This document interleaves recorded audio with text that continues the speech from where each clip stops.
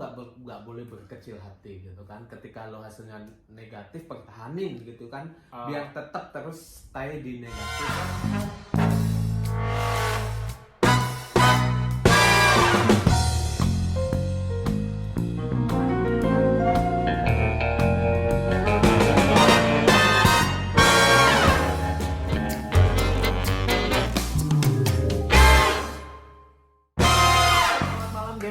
Jumpa kembali bareng Rangga Rahman di Rangga Rahman Channel.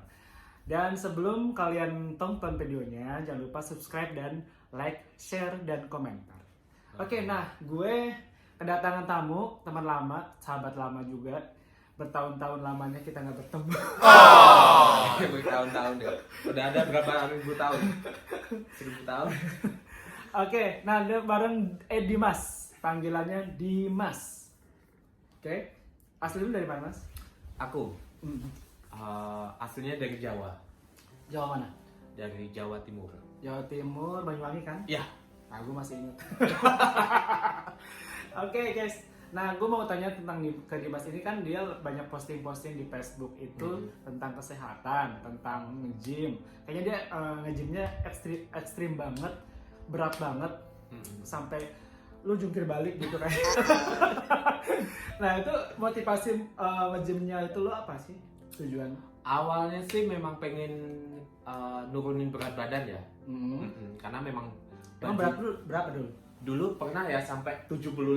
Iya, emang ya, dia 75. agak cabi banget ya. Iya, cabi. Sekarang udah ada lumayan. Lu sekarang rasa udah segini udah pas apa masih? Sebenarnya udah pas sih, cuman memang perlu di maintain lagi sih. Okay. Cuman lagi pandemic ini, gue kan takut nih, takut juga untuk ini apa?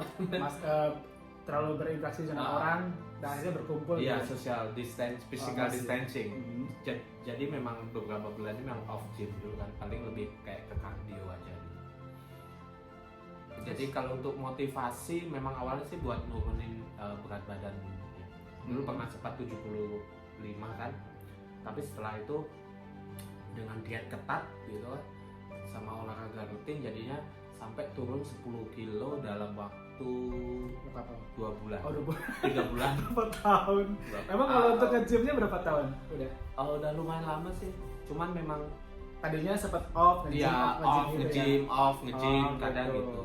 Oke, jadi untuk keseriusannya udah 2 bulan. Gue mau nanya tentang kesehatan nih, ya kan secara kalau misalkan kita nge-gym pasti kita ada sangkut pautnya dengan kesehatan kan. Tentang kesehatan di mana anak muda ini sekarang kayaknya kurang sedikit pengetahuan tentang kesehatan seksual, apalagi tentang kehidupan di dunia gay. Menurut lo gimana? Aku rasa sih untuk saat ini untuk anak-anak muda, khususnya untuk kalangan LGBT itu, untuk akses informasi tentang kesehatan apa dulu nih, kesehatan seksual atau kesehatan apa? Ya seksual lah pasti. Ya kesehatan seksual ya. Ini gampang sekali untuk mendapatkan akses informasi karena apa? Karena kan memang saat ini kan LSM yang bergerak di bidang penanganan kesehatan untuk kasus IMS atau HIV di Bali kan lumayan banyak kan, juga pondasinya sangat kuat karena memang di beberapa LSM yang ada di Bali ini sudah rata-rata hampir mencakup outreach gitu kan, mereka mencakup beberapa kalangan komunitas gitu kan, memberikan informasi tentang kesehatan seksual, tentang HIV, tentang IMS dan lain sebagainya gitu kan. Jadi kalau menurut aku sih untuk anak muda saat ini sebenarnya gampang sekali untuk mengakses informasi tentang kesehatan seksual, terutama untuk masalah HIV itu sendiri kan. Iya, karena kan memang kebanyakan nih ya anak-anak muda sekarang tuh bukan sebenarnya untuk pengetahuan mungkin mereka tahu, tapi ada sedikit mungkin ada yang pengen dia pengen coba untuk tes atau mungkin mereka untuk memberanikan diri itu ada sedikit malu, takut atau dengan nanti hasilnya kayak gimana. Untuk mengatasinya itu gimana? Ini maksudnya mengatasi bahwa dia itu supaya pede untuk apa namanya demi Untuk melakukan tes ya, HIV melakukan itu ya? tes itu. Kalau dari aku pribadi sendiri sih sebenarnya kalau memang lo memang beresiko Dalam arti hubungan beresiko itu dalam setiap harinya atau pergaulannya juga. beresiko dalam artian berhubungan seks tanpa pengaman Oh, atau gitu. tanpa kondom atau masih menggunakan nafsa gitu. Seenggaknya lo minimal 3 kali dalam sebulan 3 kali setiap 3 bulan sekali. Oh, setiap 3 bulan sekali. Maksudnya setiap 3 bulan sekali lo harus tes HIV. Karena apa? Oke. Karena satu, ketika lo berhubungan seks dengan orang yang lo baru kenal dan lo tanpa pengaman gitu kan, menurut gue itu sangat beresiko. Karena apa? Karena lo nggak pernah tahu kan orang itu dia positif atau enggak kan. Karena orang positif HIV atau negatif HIV kita tidak pernah tahu secara looknya seperti apa gitu kan. Lo nggak bisa ngecek, oh dia kurus kering dia HIV, enggak. Iya. Oh dia gemuk, dia seksi, Sehat ya. dia sehat, dia bebas HIV atau STIs. No, itu bukan jaminan gitu kan. Jadi kalau untuk tipsnya jangan takut lah. Kalau lo memang beresiko Masih melakukan hubungan seksual atau belum bisa setia sama pasangan dan melakukan hubungan seksual tanpa pengaman, itu lo ya minimal 1 kali dalam setiap 3 bulan lo harus cek deh. Karena apa? Karena itu penting banget buat kesehatan diri kamu Tuh sendiri. guys ya, dengerin. Dan satu please beware. Maksudnya dalam artian ketika lo udah punya pasangan, kayak contohnya lo udah punya pasangan, lo masih pengen jajan berondong di luaran sana guys, lo usahain lo tetap pakai pengaman ya weh. Iyalah. Itu penting ya. Oke. Nah, pastinya memang sangat penting lah ya untuk menggunakan pengaman. Tapi kan katanya sih untuk pengaman itu sendiri kan tidak menjamin 90% aman sih. Okay. Menurut lu gimana? Kalau menurut gue pribadi sih pakai pengaman aja Sudah tidak menjamin. Apalagi lo nggak pakai pengaman. Apalagi Gimana itu? Apalagi utang-ganti. Tapi setidaknya dengan memakai pengaman, seenggaknya lo 1000 kali lipat lebih aman dibandingkan tidak memakai pengaman. Oke. Gitu. Jadi apapun itu lo harus tetap pakai pengaman. Baiklah. Nah itu buat kalian ini sedikit tips juga dari Dimas bahwa kalian memang harus, jika kalian masih berhubungan dengan lain-lain orang atau juga masih melakukan hal seperti itu tapi tidak menggunakan pengaman, ya kalian harus berani ya, nggak boleh malu juga ya kan. Itu jadi untuk kesehatan, no blame. ya untuk kesehatan kalian juga. Jadi karena kalau untuk lebih baik mengatasi sedini mungkin ya. Mencegah lebih baik mengobati. Mencegah sedini mungkin. Mencegah sedini mungkin artinya gitu ya, supaya nggak pas kita udah Karena gini loh guys, kalau bukan kita yang peduli dengan kesehatan kita, siapa lagi gitu? Benar-benar. Iya kan? Kan juga kita yang sendiri yang merasa nggak boleh berkecil hati gitu kan. Ketika lo hasilnya negatif, pertahanin gitu kan, biar tetap terus stay di negatif gitu. Oke. Ketika lo hasilnya positif, ya sudahlah, jangan pernah anggap ini akhir dari hidup lo. Jangan pernah. Karena apa? HIV itu udah ada obatnya. Ketika lo melakukan pengobatan dengan benar, lo bakalan tetap survive, tetap hidup sama seperti kebanyakan orang normal lainnya. Lo tetap bisa berkarya, yang sekolah tetap bisa sekolah, yang kuliah tetap bisa kuliah, yang bekerja tetap bisa bekerja, dan yang nyebong tetap bisa nyebong. Ya itu sih. Jadi intinya untuk masalah HIV itu bukan hal tabu. Tapi orang tuh kadang takut nanti kayak gimana itu mungkin dalam pikirannya dia yang was-was gitu apa gimana. Gue ada sedikit informasi ya, kalau memang lo merasa takut atau mungkin ada orang lain tahu, jangan khawatir, karena memang untuk akses layanan kesehatan ya seperti di puskesmas, di klinik, beberapa suster atau beberapa tenaga medis itu mereka memang sudah dilatih sebagai petugas konselor, selain sebagai petugas kesehatan juga. Jadi jangan khawatir tentang kerahasiaan, itu pasti dijamin kok. Rahasia negara terjamin, guys. Sekarang ke kepribadian lu nih. Kepribadian apa nih? Kepribadian ganda maksud lo? Enggak, gue nggak pernah nih lihat postingan di Facebook atau media sosial lo lainnya, entah Instagram atau apa, lo jarang banget ya upload pasangan gitu loh. Apa memang lo sengaja diumpetin pasangan lo? Apa emang lo privat? Apa emang lo nggak suka dengan posting-posting pacar-pacar lo berduaan gitu di sosial media?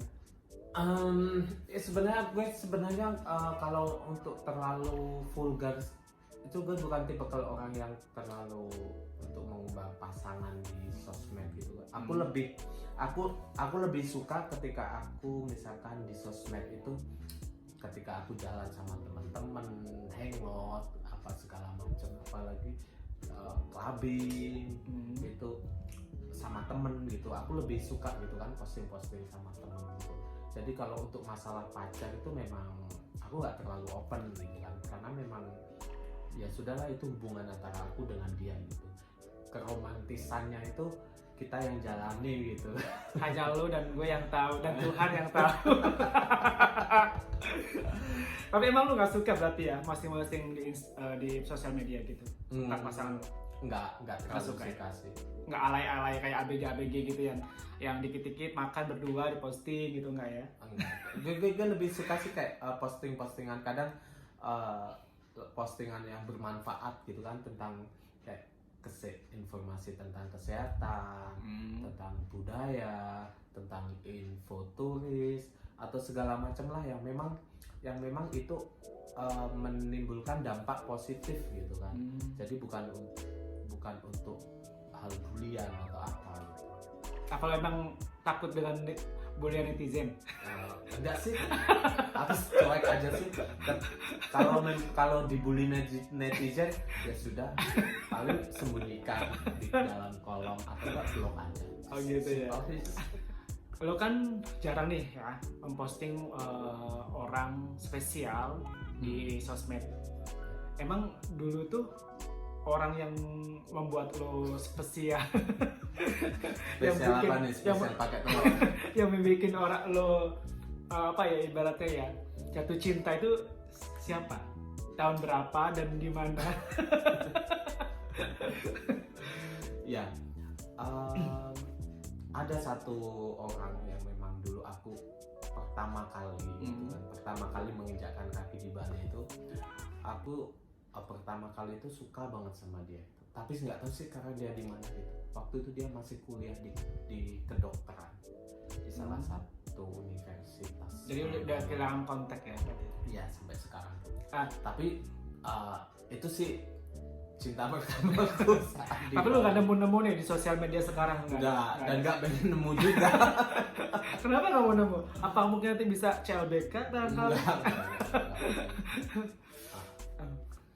Terus udah berapa mantan? Udah berapa mantan? Selama di Bali. Selama di Bali udah berapa mantan? Mantan yang resmi gitu ya. Iya, entahlah resmi atau paling ada 4 mantan. 4 mantan. Ya. Gue pengen tahu orang mana aja. Orang Bangkok, orang Sydney. Boleh semua? Enggak juga sih, emang Bangkok Sydney. Emang Bangkok boleh. Maksudnya gue luar negeri semua.